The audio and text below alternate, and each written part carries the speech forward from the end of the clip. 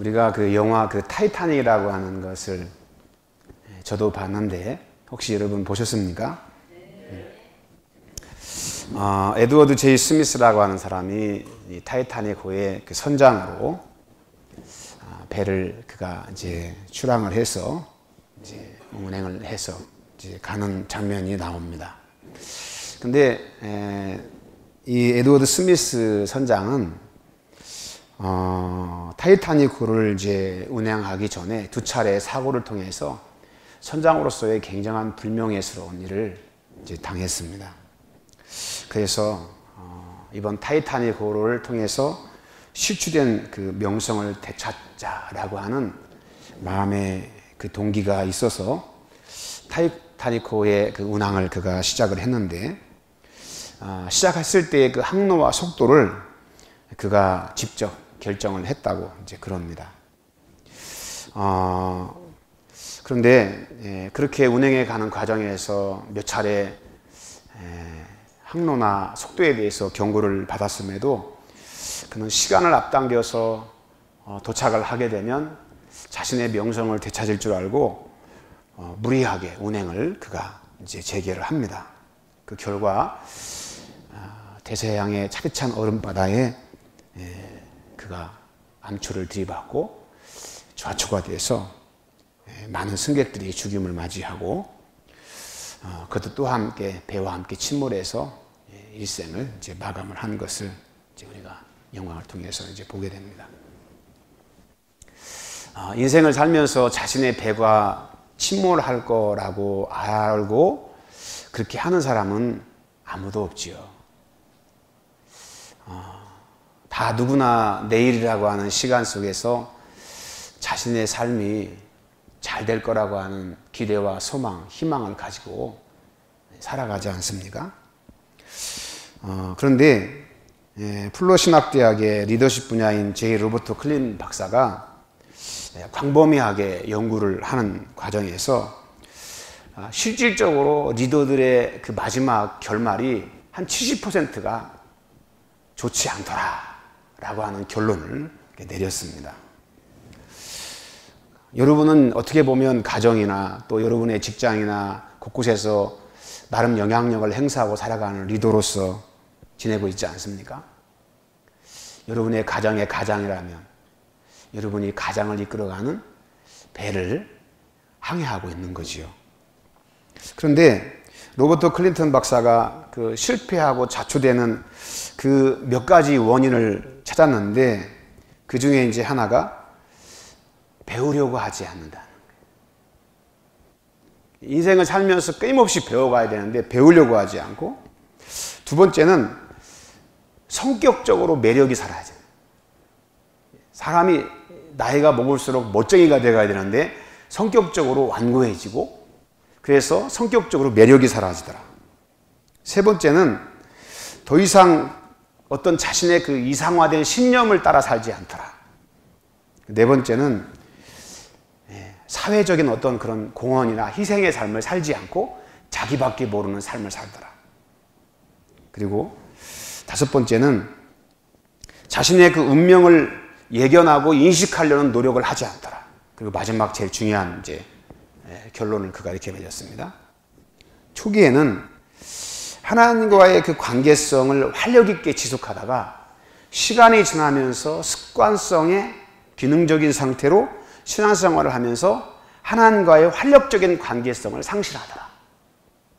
이것이 실패의 중요한 다섯 가지, 여섯 가지 영향으로 그가 결론을 내렸습니다. 여러분, 리더는 어떤 사람인가요? 리더십에서 원론적으로 하는 가장 중요한 원칙이 있습니다. 리더는 배우는 사람, 따라가는 사람이죠. 그 말은 리더를 따라간 사람이 리더가 된다. 그렇게 이야기를 합니다. 리더가 되기 위해서 가장 선결 조건은 팔로워가 돼야 돼요. 따라가는 사람이 돼야 돼요. 따라가는 걸 통해서 리더가 된다는 거잖아요. 예수님의 훈련과 교수법도 똑같아요. 나를 따라와라. 팔로우해라. 그러면서 그들이 리더가 됐잖아요. 그래서 우리는 누구를 모델 삼아서 인생의 삶을 따라가냐? 이게 너무너무 중요한 것 같아요.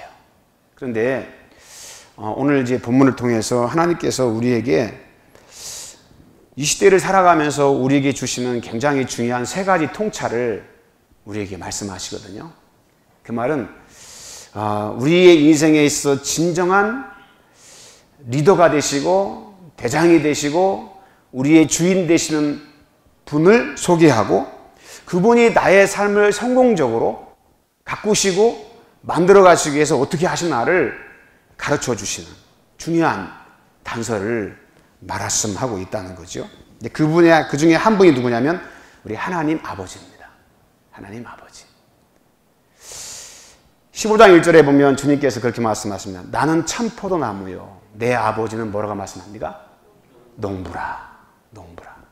우리 하나님 아버지를 어떻게 표현하셨냐면 하나님 아버지가 파머, 농부라는 거예요. 농부. 여러분 농부가 뭐 하는 분이죠? 농사 짓는 분이죠. 무슨 농사를 짓는 겁니까? 영혼의 농사를 짓는 거예요. 영혼의 농사. 그렇죠? 근데 오늘 본문에 보면 비유적으로 참 포도나무이신 예수님 그 포도 농사를 짓는 분인데 이 포도는 여러분 우리의 영혼을 말하는 거예요. 영혼.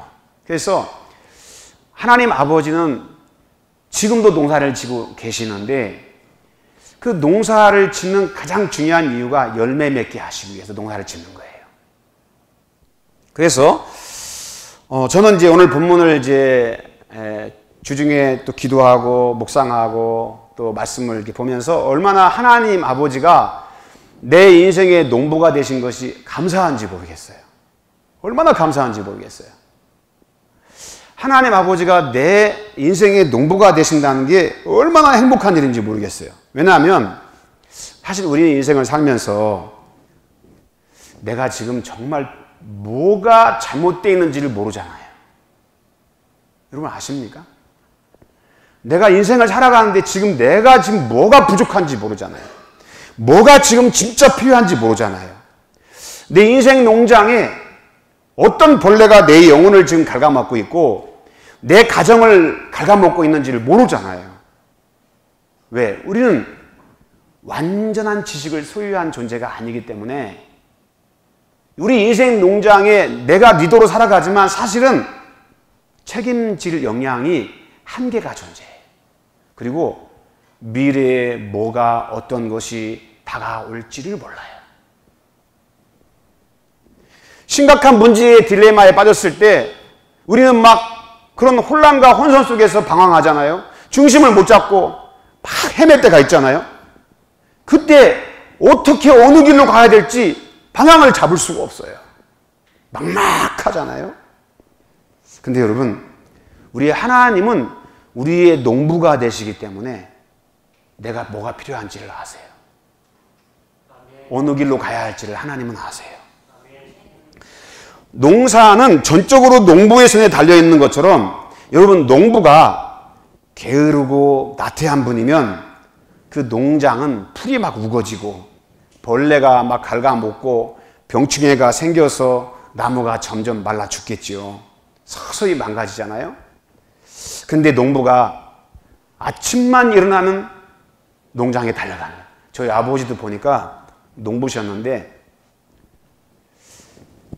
아침에 새벽 5시만 되면 새벽기도 가는 시간이 아니고 신발 신고 어디로 가시면 논으로 달려가세요. 가서 한 바퀴 돌아보고 한 집 일하고 오셔서 돼지밥 주시고 잠자고 있는 우리에게 야 일어나라 그러셔요.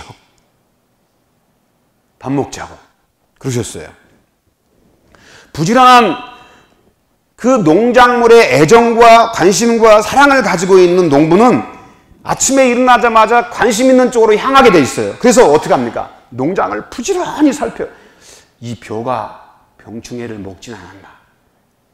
이 벼가 왜 시름시름 말라가진 않나? 항상 그것을 살펴보고 적절하게 조치를 하죠. 건강하게 잘 자라서 열매를 맺게 하시려고. 그렇게 사랑으로 애정을 가지고 돌보죠. 그래서 여러분 우리의 인생 농사에 가장 중요한 분은 누구냐면 내 인생의 농부가 누구냐? 납니까? 하나님입니까? 예? 오늘 본문에 보니까 누구예요? 인정하기 싫으세요? 누구죠? 여러분의 인생 농사의 농부는 누구세요? 우리 하나님 아버지. 그분이 내 인생의 농부시라는 거예요. 저는 이거를 알고 얼마나 감사했는지 몰라요. 너무너무 행복하더라고요. 그래서 그 농부이신 하나님은 어떻게 하시냐면 예수님의 참포도나무에 붙어있는 가지된 우리를 보살포시고 돌보시기 위해서 일하시는 분이라는 거예요.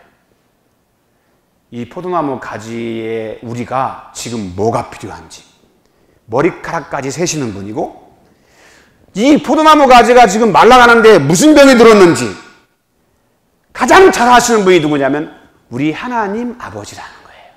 하나님 아버지. 그래서 가장 적절한 시기에 가장 효과적인 조치를 취하실 수 있는 분이 누구다? 우리 하나님 아버지가 되신다. 왜? 우리 하나님 아버지는 농사에 한 번도 실패한 적이 없으신 분이다. 그럼 믿을만 하잖아. 그죠? 그 농장의 농부는 바로 하나님이신데 그 하나님은 우리를 어떻게 다루시냐면 여러분 이거를 잘 알아야 돼요. 우리가 이거를 모르면 영적인 삶을 살 수도 없어요. 열매도 못 맺습니다. 그 농부이신 하나님은 우리를 어떻게 다루시냐면 첫 번째는 거름만 주시지 않아요. 어떻게 하시냐? 쓸데없는 가지를 잘라버리셔요. 오늘 본문에 나오잖아요. 그죠?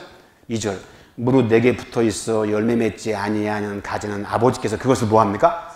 제거해 지워버려 이런 말 있잖아요. 무섭잖아요. 묻어버려 막 그런 말. 주님께서 뭐 하시는 거예요?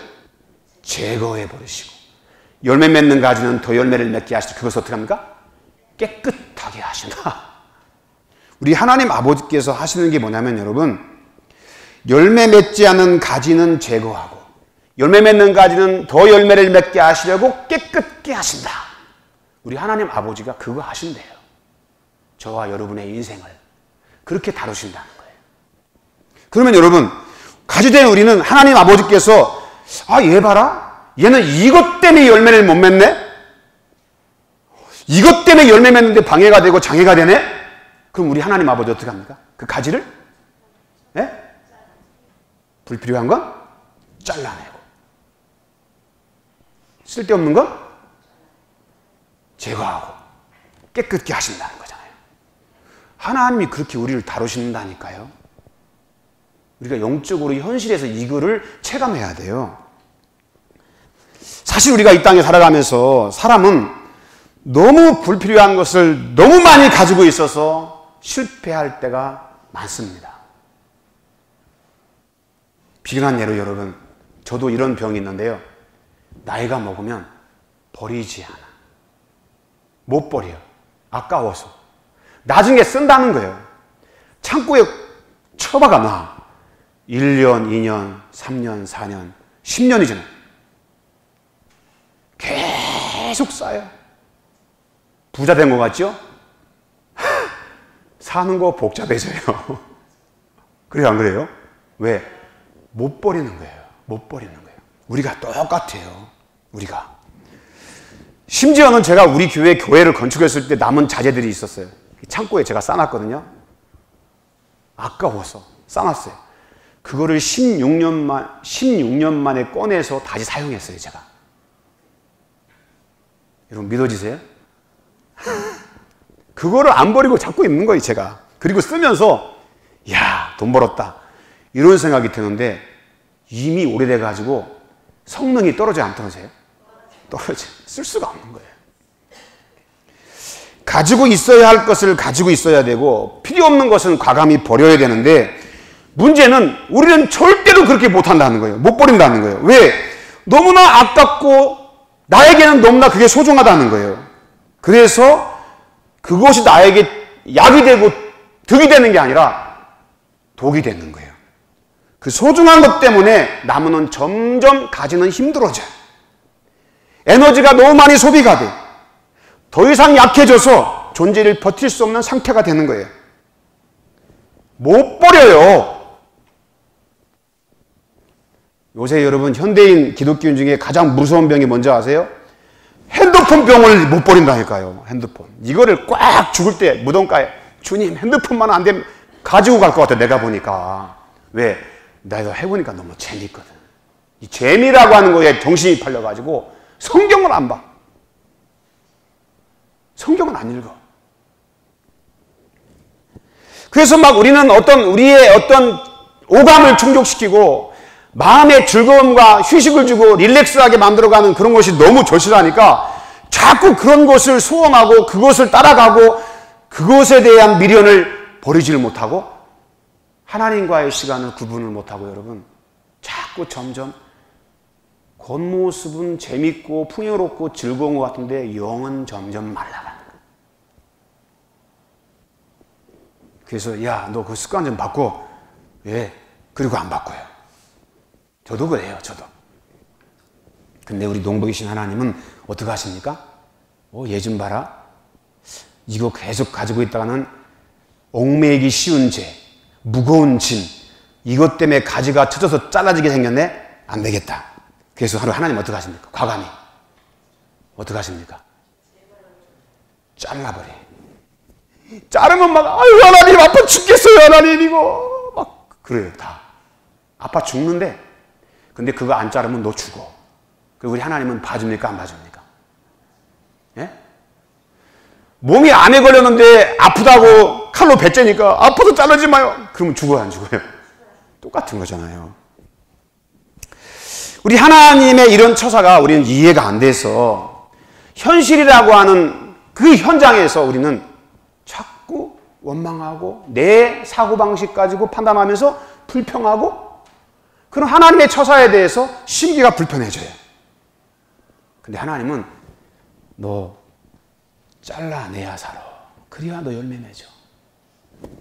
아픔은 있지만 생명을 가지고 하나님은 타협하지 않아요. 왜? 그렇게 하나님이 나를 사랑하시는 방식이에요. 그래서 버리지 못하잖아요. 꼭 뭐가 오냐? 아픔이 옵니다. 아픔이 와요. 왜? 잘라내게 하시려고. 안 그러면 안 잘라내니까. 그게 하나님의 방식이에요. 열매 맺지 않는 가지는 잘라내고 열매 맺게 하려는 가지는 포도나무를 잘 깨끗하게 해서 열매를 맺게 하십니다. 저희 집에 모루포도나무를 한 심었거든요. 가을에 열매가 진짜 요만해요. 콩만 해요, 콩. 씹으면요, 씨밖에 안 씹혀요. 얼마나 많이 열렸는지 몰라요. 그때 저희 집사람이 이거 갖다가 올가을에 성찬식 포도주당 왔으면 좋겠다고. 그래서 내가 씨밖에 없는데 포도주 담으면 씨만 맛이 날 텐데 이거 속으로 제가 말은 못하고 막 엄청나게 열리는 거예요. 제가 뭐 했냐? 봄에 새순을 다 잘라줬거든요. 2마리 남겨도 다 잘래. 잘랐더니 막 세상에 거기서 막 순이 나와가지고 열매를 맺히는데 막 주렁주렁 열려가지고 세상에 포도가 이렇게 많이 열렸을까? 가지치기를 해줘야만 포도는 열매를 맺는다네요. 봐주면 안 된대요. 하나님이 똑같아요. 마귀가 우리에게 병충해를 보내고 이상한 벌레를 보내서 우리의 심령에 병들고 세상 속에서 하나님의 말씀이 완고해지고 하나님의 거룩한 능력으로 세력이 강해지는 것이 아니라 자꾸 세상적인 소욕이 마음이 강해져서 하나님 앞에 점점 멀어져가는 우리들의 상태를 보시고 하나님이 어떻게 하시느냐? 잘라내시는 거예요. 잘라줘야 돼. 왜 잘라요? 이게 아니라 잘라야 네가 산다. 하나님께서 그렇게 우리를 다루시는 거예요. 이스라엘의 역사를 보면 하나님의 백성들이 말씀을 따라 행할 때는 나라가 평안해요. 설령 그렇게 살았는데도 외국에서 이방 나라가 쳐들어왔을 때 환경적인 위협이 오잖아요. 하나님이 대신 싸워주세요. 그래서 그 포도원을 지키십니다. 하나님이 경영하는 포도원의 포도나무를 지키기 위해서 하나님은 스스로 일하십니다. 그래서 우리로 하여금 열매 맺게 하세요. 하나님이 찾으시는 건 뭐냐? 열매입니다. 열매를 맺어야 돼요. 입이 왕성해야 소용없어요. 열매를 맺어야 돼요. 그래서 우리 이 땅에 살아가면서 하나님이 하시는 일을, 섭리를 잘 이해해야 돼요. 하나님의 주권과 통치와 섭리 안에 우리가 살아간다는 것을 현실적으로 인식하고 있어야 돼요. 지금 내게 벌어지는 현실들을 영적으로 분석하고 해석해서 내가 지금 이때 하나님 앞에 내가 어떻게 해야 되겠구나.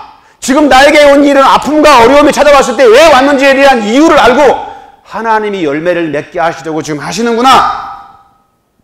그래야 내가 하나님이 하시는 일에 대해서 반응하고 순응하고 응답할 수 있어요.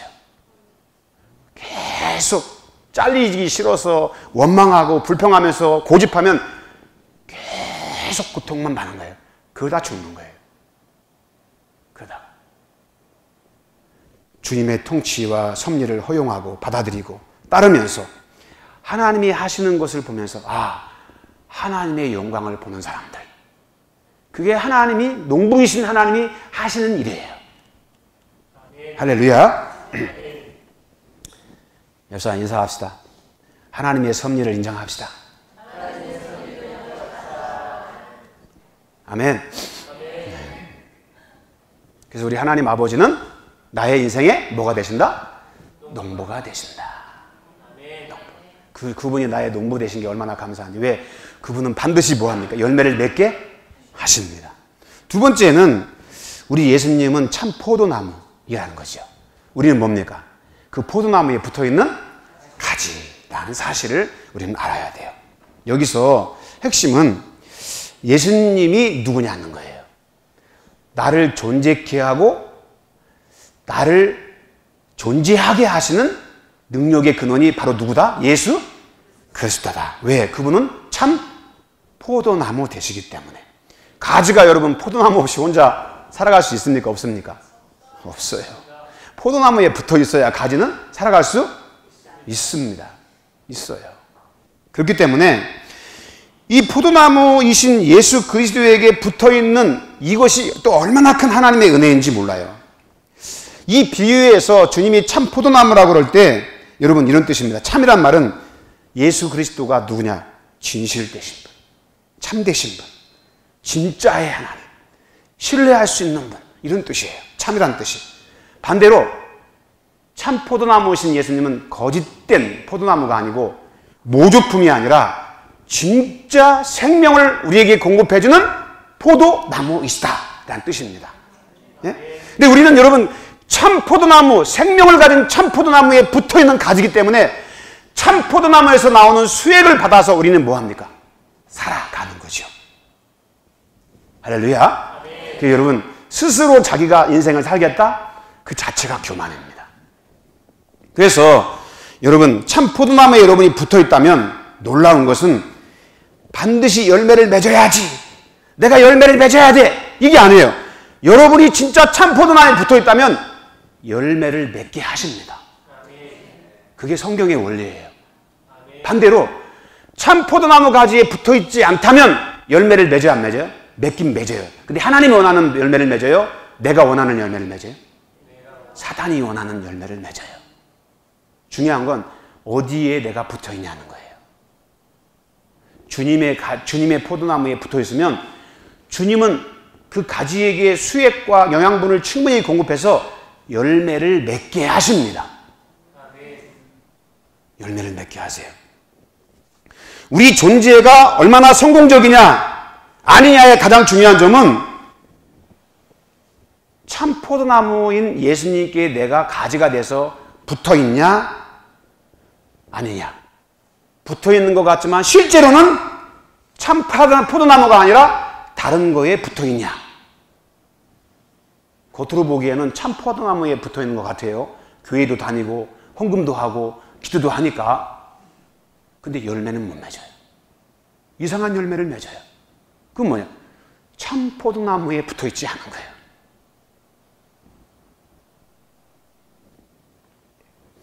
진짜 참 포도나무이신 예수님께 붙어있으면 주님이 원하는 열매를 맺습니다. 우리가 열매를 맺는 가장 중요한 이유는 농부이신 하나님이 그렇게 열매를 맺게 하시고 참 포도나무이신 예수님을 통해서 필연적으로 열매를 맺을 수밖에 없도록 그분이 만들어 가시는 거예요. 그분께서. 그래서 여러분 주님께서 그 포도나무에게 붙어있으라는 말을 어떻게 표현하면 내 안에 거하라 그렇게 말씀하십니다. 내 안에 거하라. 내 안에 거한다는 것은 예수님 밖에 있는 상태가 아니고 예수님 안에 있는 사람들이란 뜻이에요. 이 말은 이런 뜻입니다. 예수 그리스도의 대속의 피로 죄를 씻고 예수님의 피의 중보를 통해서 하나님께 구원을 받아 예수님께 붙어있는 사람들, 이게 예수님 안에 있는 사람들이에요. 예수님 안에 거하는 것은 내가 예수님을 아는 게 아니고 예수님이 나를 아는 거예요.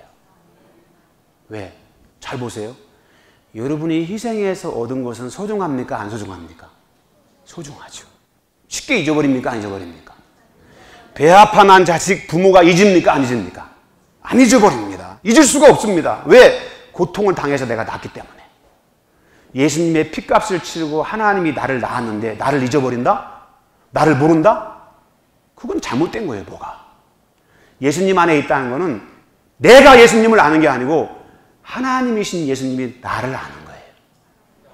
그 이름이 생명책에 기록되어 있기 때문에 내가 주님 안에 거하는 거예요. 주님의 보혈의 중보를 입지 않은 자는 교회 다닌다고 해서 참 포도나무에 붙어있다고 생각할지 모르지만 여러분, 내가 아는 건 아무 소용이 없어요. 주님이 나를 알아야 돼요. 내가 너를 안다. 이게 포도나무 가지가 포도나무에 뭐 한 거예요? 붙어 있는 거예요. 이게 붙어 있는 거예요. 안에 거하는 사람들은 여러분, 주님의 피값으로 산 것이 되고 그 피의 능력이 그 존재에 흐르는 거예요. 할렐루야. 그래서 여러분, 주님 안에 거하는, 그래서 여러분, 포도나무는 포도나무 가지를 절대로 잘라내지 않아요. 누가 잘라내요? 농부이신 아버지가. 우리 예수님은 다 끌어안아요. 어떻게든지 생명을 맺게 하려고, 열매를 맺게 하려고 영양을 공급해주고 자꾸 은혜를 줘요. 그래서 주님 안에 거하는 자를 주님은 절대로 버리지 않아요. 그래서 그 은혜가 흘러서 열매를 맺게 하시는 거예요. 열매를 맺게. 우리 주님이 바로 여러분, 예수 그리스도의 보혈의 대속의 놀라운 은혜를 통해서 그렇게 주님 앞에 열매를 맺는 축복의 존재로, 가지로 저와 여러분을 택하셔서 주님 안에 거하는 주의 자녀로 삼아주신 줄로 믿습니다.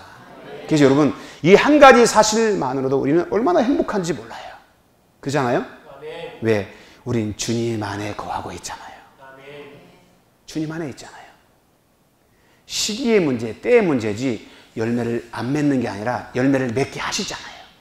안 되면 가지를 잘라서라도, 불필요한 가지를 제거해서라도 그 존재를 버리지 않고 끝까지 열매를 맺게 하시는 분이 우리 주 예수 그리스도의 구원의 은혜입니다. 세 번째 중요한 것은 주님 안에 거하는 사람들이 어떻게 인생을 살아가냐, 이 사실에 대해서 7절에 주님은 이렇게 말씀하세요. 너희가 내 안에 거하고 내 말이 너희 안에 거하면 무엇인지 원하는 대로 구하라. 그리하면 이루리라. 안에 거하는 사람들의 삶의 가장 중요한 방식이 뭐냐면 말씀 안에 거하는 삶을 사는 거예요. 주님의 말씀. 이거를 이렇게 말할 수 있어요. 말씀이 육신이 되어 이 땅에 오신 예수 그리스도 안에 살아가도록 누가 역사하시냐? 성령께서 역사하시는 거예요. 성령께서. 그래서 열매 맺게 하는 건 삼위일체 성령 하나님의 역사입니다. 그 성령님이 말씀으로 우리를 적용시키고요, 우리를 그 말씀으로 인도해 가십니다. 우리 마음속에 성령께서 말씀으로 감동을 주시고요, 그 성령께서 우리가 말씀으로 구할 때 아버지 하나님께서 이루어 주신다고 이야기를 하고 계십니다.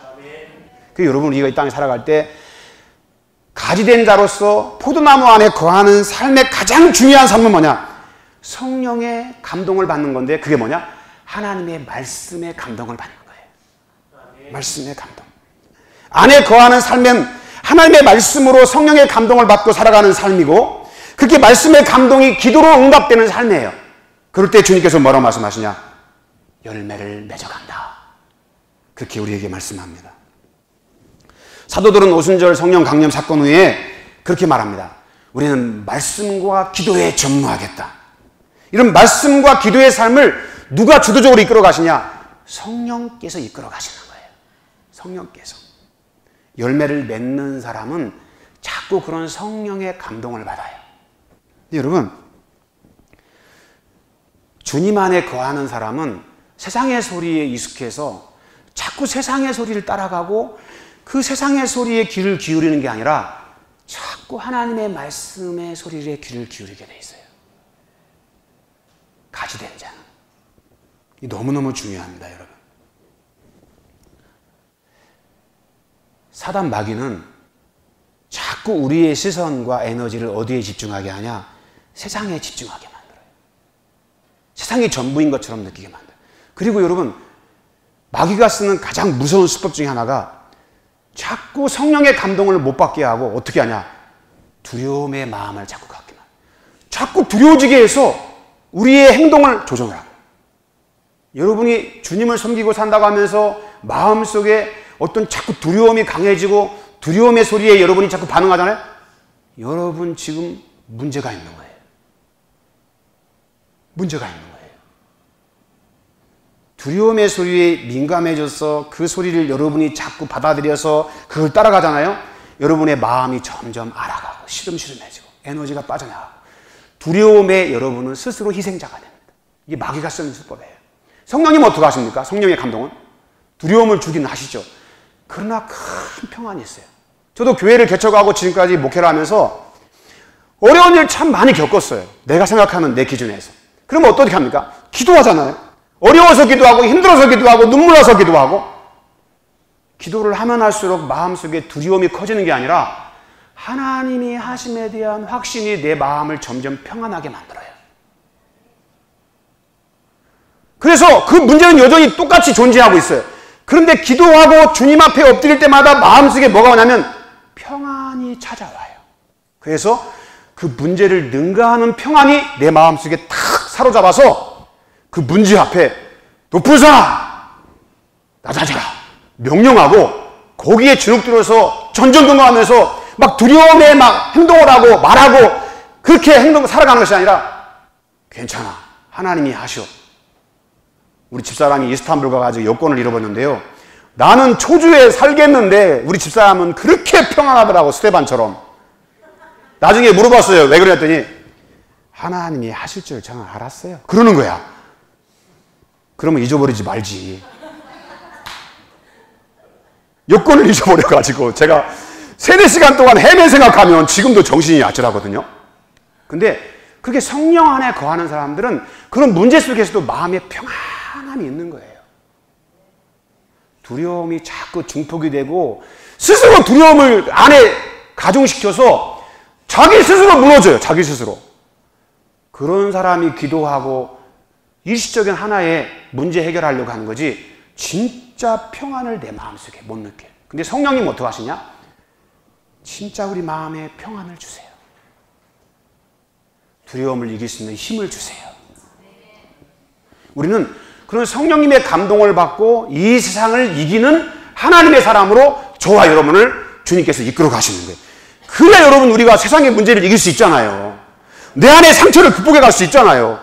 계속 그 상처 때문에 죽겠네 그 두려움의 피해자가 되면 자기 스스로 자기가 늪에 빠져서 자기 스스로 죽겠다고 하는 거예요. 성령님 어떻게 하시냐?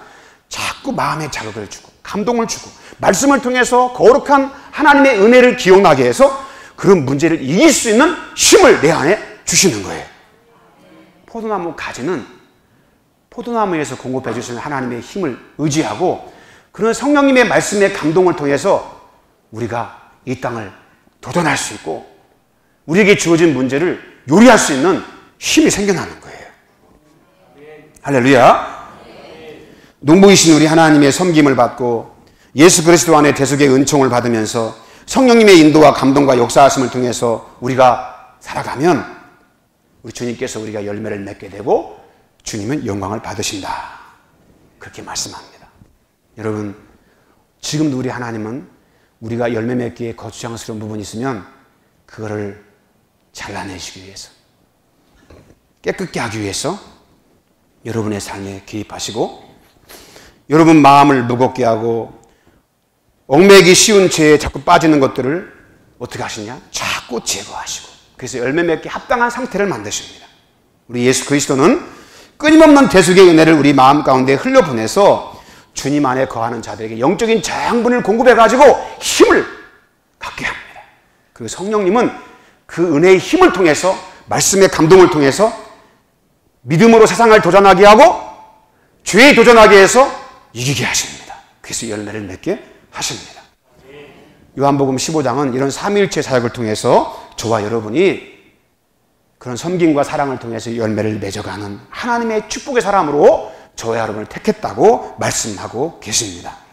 이런 우리 하나님의 섬김과 사랑을 통해서 우리가 살아가는데 자꾸 세상적인 것만 바라보면서 두려워하고 의심하면서 베드로처럼 죽겠다라고 물에 빠져가면서 그렇게 인생을 살면 여러분, 우리 주님께서 우리를 어떻게 생각하시겠어요?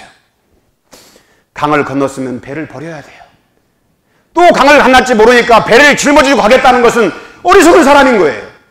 여러분, 구원의 강을 건넜으면 이제는 세상의 배를 내려놓고 세상의 것을 추구하는 우리의 소욕을 내려놓고, 왜? 무거운 짐만 되니까 우리의 구원선이신 예수 그리스도의 배를 타고 주님이 이끄시는 대로 거친 파도를 헤치면서 달려가는 영일만의 친구가 될 수 있기를 주의 이름으로 축원합니다.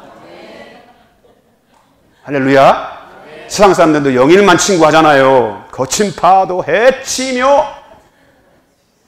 예수님을 믿는 구원선을 타고 여러분 주님이 인도해 가시는데 자꾸 세상적인 것만 바라보다가 거기에 병들어가지고 마음이 주눅들어가지고 영일만 친구만 또 못한 인생을 살면 안 되잖아요. 예? 그래요, 안 그래요?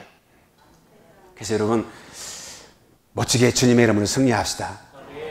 주님은 지금도 우리를 도와주고 계시고 성령님은 지금도 우리 안에 함께 역사하십니다. 마음에 감동을 주면 순종하는 거예요. 순종할 때 놀라운 일이 펼쳐집니다. 두려움을 이기게 만들어 주세요. 거기에 빠지지 마세요. 그런 악한 사단의 씨앗들을 자꾸 내 안에 잉태시켜서 자라면 내 스스로 무너집니다. 그게 마귀가 쓰는 수법이에요. 강하고 담대하라. 내가 세상을 이겼다고 주님은 말씀하시잖아요. 그 주님이 나와 함께 계십니다. 지금도 함께 하시고 영원히 세상 끝날까지 내가 너와 함께 하겠다고 말씀하고 계십니다. 그 주님이 나의 하나님이십니다. 오늘도 주님의 능력으로 열매 맺어가는 저와 여러분 될 수 있기를 주의 이름으로 축원합니다.